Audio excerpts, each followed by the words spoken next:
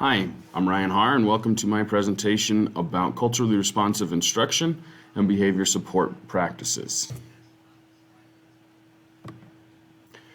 Culturally responsive instruction is a student-centered way to teach where the student's unique cultural strengths are identified and nurtured to promote student achievement. Culturally responsive instruction plays a major role in the success of both the students at your school and the school culture that we have. Cultural responsive instruction can affect students, parents, schools, culture, and the community in a variety of ways. For example, the students can have deeper understanding of concepts when we use culturally responsive instruction. They have generally higher achieving students.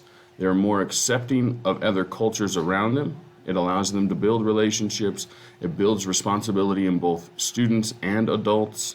And it involves the community around them because we invite the community in to learn about these cultures, and we use the people within our community to learn about these different cultures. Inside of Pueblo District 60, we are providing translation services for each of our schools. We have one-on-one intervention time for students that fall into our ESL program, which is the English as a Second Language. This allows them the opportunity to try and fill some learning gaps there. In the elementary school, we have weekly time spent with the counselors that talk about our community. They talk about different cultures. They talk about accepting cultures, and it really starts to develop the acceptance of the people around them. And no matter where they come from, what their background is, they learn to accept the cultures that come around them. We have group levels at all stages of education inside of Pueblo District 60. Incoming students go through an interview process so that they understand kind of what we expect from them here in the district and at specific schools. The messages and assignments that are sent home for students are available in multiple languages upon request. This is something that we work with our translation services with, so that we are able to have good communication with parents and families, no matter what language barriers may be in our way. Reading and research projects include looking and learning about different cultures and presenting those. We really want to expand the horizons and the views of students, and so we try to push them out of their comfort zone a little bit to learn about some different cultures. World language is offered in middle school and high school, which allows you to not only learn a new language, but you learn that culture that they are coming from. And we also have after-school clubs that promote culture. We have Spanish clubs, we have German clubs, we have Italian clubs, we have the Gay Straight Alliance. We have tons and tons of different clubs that are available to students to learn about different cultures and really embrace and accept those different cultures.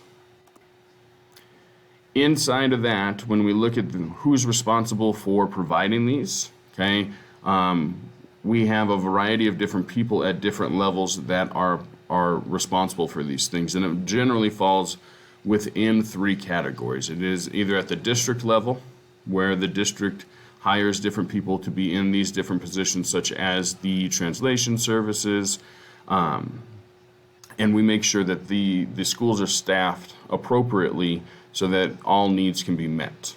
We have administration, which falls with principal, assistant principals, athletic directors, anything like that. Those people are involved in majority of these responsibilities here.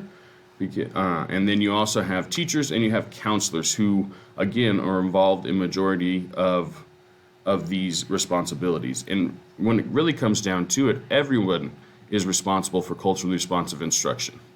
Okay, I do think that there is room for growth, and I think that there are definitely things that we can do differently to make sure that we are accepting and embracing and teaching these different cultures.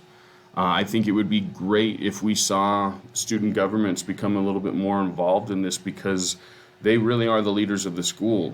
When kids have issues, they go to the student government. The student government brings it up the chain from there. And if the student government is able to start becoming more involved, we have a great opportunity to lead school activities. We have the ability to highlight different cultures. We have the ability to incorporate these into spirit weeks, and there's so many opportunities that we have just by involving the student government a little bit more. Some new culturally responsive methods that we can implement here in Pueblo District 60 is we build relationships with families. This is consistent communication with families about school activities and opportunities to be involved. There is critical consciousness for educators, and that is where we make sure that the teachers in our classrooms, they are aware of their own values when it comes to teaching students of different cultures and backgrounds. And we make sure that we are not biased on any level or anything like that. We present the facts, and we allow the students to embrace and accept those cultures. After school activities is a great way. It allows students to find new interests, build relationships with each other. It can lead to lifelong relationships. It could lead you into a career if you need to. But this after school opportunities is a great culturally responsive method that we can definitely implement more. Helping students plan for the future. Okay, this is a big thing. There's life after high school, and we have to be able to prepare them for that and make sure that when they leave us at graduation, that they have a plan for where it is that they're going. In our district, we use a program called Major Clarity, and in Major Clarity, you are able to take a personality test and a learning styles test that just takes a few minutes, and it matches up some different career paths that fit your personality and learning methods. And it allows you to go into these different careers and try them out before we actually set your plan up. So it is a good job does a good job of leading you down the right path, or at least giving you an idea of a direction that you would want to go. Okay, pronouncing names correctly is a big thing. Okay, it may not seem like a big thing, but it is a big thing. Allowing students to say that they want to be called a certain name or whatever makes them most comfortable, because if they are comfortable in the classroom, they're more willing and able to listen and learn to what it is that's going on. Okay, I do, we do, you do is a great way that we're going to increase the likelihood of success of all students. As the teacher, you show them. As a group in the classroom, we do that activity, and then they go and do it by themselves. So it's a great way to include them into what we're doing, learn about it, we do it together, now you try it by yourself. Okay, including culture into daily instruction is a big deal. The more the kids hear about culture, the bigger impact it will have on their lives, and the easier it is for them to accept it. Okay, it is not something new that's thrown at them out of nowhere. It is something that has been brought up with them, and they are learning on a daily basis about different cultures. Okay, understanding the point of the view of the student. This is sometimes hard because we as teachers do get set in our ways sometimes, and we know what we're going to teach, and we're going to go, but we do have to step back and understand where the student is coming from on a lot of these things, and we have to really empathize and sympathize with those students. Okay, make sure that we have high expectations for all students. Just because a student falls into a particular group or anything like that, that does not mean that our standard goes down. Okay, when we have our standards and our expectations, they stay at the same level no matter what. Always keep the same expectations and standards. If you change those up, you're sending mixed messages, and it's not a fair practice. Okay, and last but not least, you always advocate for the students. Sometimes it is hard for students' voices to be heard, and we need to make sure that they are being heard. We need to make sure that their ideas are being brought forth and that they are being listened to, because they are a huge part of what it is that we make in our school. Some culturally responsive behavior supports. Okay, we have positive relationship with students, which is a huge thing. Making sure that students feel comfortable talking to you, making sure students feel comfortable in your classroom. Okay, we focus on effort and not ability. Sometimes we get caught up in the opposite, whether the student can or cannot do this. But as long as they give their best on a daily basis, that is all we can ask of them, right? As long as we strive to make them better each day and we focus on the effort that they're putting out, we will be okay. Set goals and recognize achievement. This is huge. A lot of kids come to school and they don't know how to set goals. So let's work on a practice of setting goals with them and celebrate as much as possible when they are able to accomplish those goals and learn how to set new goals, and their goals get bigger and bigger and bigger, and we can see the great accomplishments that they do. Reinforcing positive behaviors, building a trusting and welcoming environment. Okay, and they kind of go together with it here, to where kids want to be able to come into your room. You reinforce what it is that they're doing.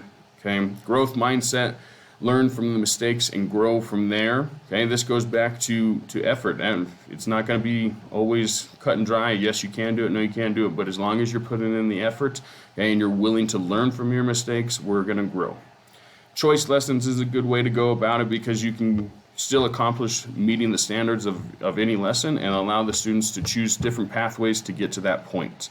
Okay, teaching to understand emotions, be consistent with the behavior, and teach students to be empathetic thinkers. Okay, we have to be able to understand where people are coming from. We have to be consistent with what it is that we're doing, and we have to have empathy for other people. We have to be willing to help each other out. Students that can benefit from these methods are culturally diverse learners, ESL students, lower socioeconomic students, and in general, all students will benefit from these practices. The most effective methods, in my opinion, are the name pronunciation and making sure that the kids are comfortable with what it is that you're calling them. Family and community communication, because they, as long as we have people coming into the building that are willing to support us, we have communication with family, everybody knows what's going on, we are able to have push in one direction. And last is high expectation for all students. Expectations don't change. We expect effort, we expect participation, and that is something that doesn't change. No matter what group they come from, what background they have, or anything like that, we make sure that we have the same expectations for all students. Thank you for listening to my presentation. Here's the list of references for my presentation. I hope you enjoyed it, and I will see you next time.